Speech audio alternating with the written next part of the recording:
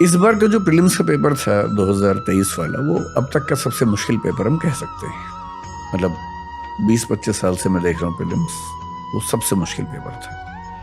लेकिन इसमें एक बात ध्यान रखिए, दो पेपर्स होते हैं, आपको शायद आइडिया हो। एक जनरल स्टडीज़ का है जिसके बेस पे मेरिट बनती है, एक सी सेट है जिसके बेस पे सिर्फ क्वालिफाई करना होता है। जनरल स्टडीज़ का पेपर बहुत मुश्किल था, थोड़ा सा इस बार कंसेप्चुअल की जगह उन्होंने फैक्चुअल एलिमेंट ज़्यादा डाल दिया था।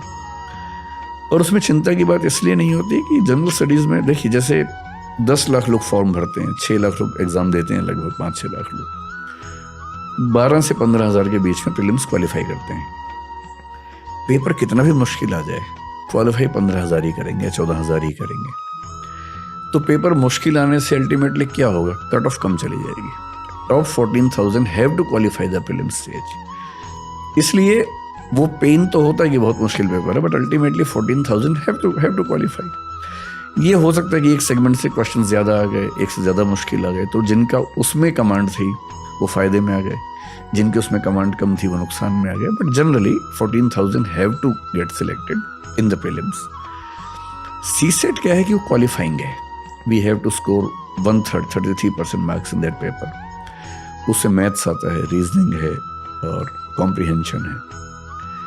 यूपीएससी पिछले 3-4 साल से मैथमेटिक्स का पोर्शन न केवल बढ़ा रही है, जो कि ठीक है, लेकिन वो एक अनुपात होना चाहिए ना। पहले क्या था कि 80 क्वेश्चंस में से लगभग 1/3 होते थे comprehension, reasoning, maths. So even if a student is not very good in maths, he और she can manage with the help of reasoning and comprehension, because 27 questions are to be corrected. तो UPSC ने maths का थोड़ा सा proportion बढ़ाया, बढ़ते बढ़ते वो करीब 40 क्वेश्चन तक आ गया 80 में से। वो भी लोग मैनेज करते हैं किसी तरह से, क्योंकि बाकी 40 क्वेश्चन तो हैं ही, और मैथ्स के भी कुछ क्वेश्चन कर लेते हैं बच्चे। इस बार जो मैथ्स के क्वेश्चन आए हैं, आईआईटी के बहुत सारे बच्चों ने ये कहा मुझसे, जो सिलेक्ट हो चुके हैं, उन्होंने ये कहा कि पेपर देख के हमारे होश उड़ गए। बहुत सारे बच्चे जो आईआईटी से बीटेक हैं, उनका सी सेट नहीं हुआ है।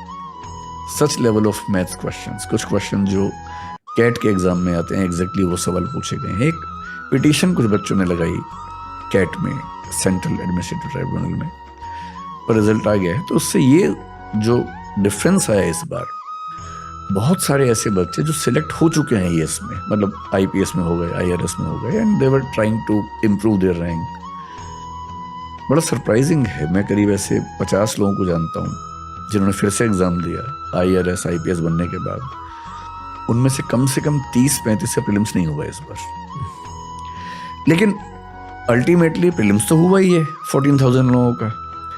तो ऐसे लोग जिनका मैथ्स अच्छा था, बाकी बहुत आइडिया शायद नहीं था एग्जाम का, उनका हो गया। तो मेंस में कंपटीशन थोड़ा सा कम हो गया इस बार। होना क्या चाहिए यूपीएससी को, मुझे नहीं पता क्या अप्रोच है उनके, क्या समझ है। प्रीलिम्स का एग्जाम स्क्रीनिंग टेस्ट है, आप इतना मुश्किल कर देंगे कि बहुत सारे योग्य लोग वहीं खत्म हो जाएंगे। इतना मुश्किल, और मुश्किल भी उन चीज़ों में जिनका यूपीएससी में करियर से बहुत लिंक है नहीं। एक बेसिक लेवल की data interpretation, data sufficiency, basic maths, percentage, average, proportion समझ में आता है, आना चाहिए। स्टैटिस्टिकल टूल्स आने चाहिए, समझ में आता है। पर अब आप नंबर सिस्टम के नाम पर कैलकुलस के लेवल के सवाल पूछेंगे जिनका कोई मतलब नहीं है उसके करियर से, और है भी तो इतना कि ट्रेनिंग में आराम से कोई सीख लेगा। तो मेरे ख्याल से वो पेपर बनाने वालों की पॉलिसी में या तो कोई अंडरस्टैंडिंग में मिस्टेक है, या इस बार एक एक्सीडेंट हुआ है, अगली बार शायद ठीक हो जाएगा। किसी का ब्रेकअप हो चुका है, उस कोई पीड़ा से गुजर रहा है और स्टूडेंट्स पर वो पीड़ा पास ऑन कर रहा है मुश्किल पेपर के थ्रू। हाँ, हो सकता है, ये हो सकता है।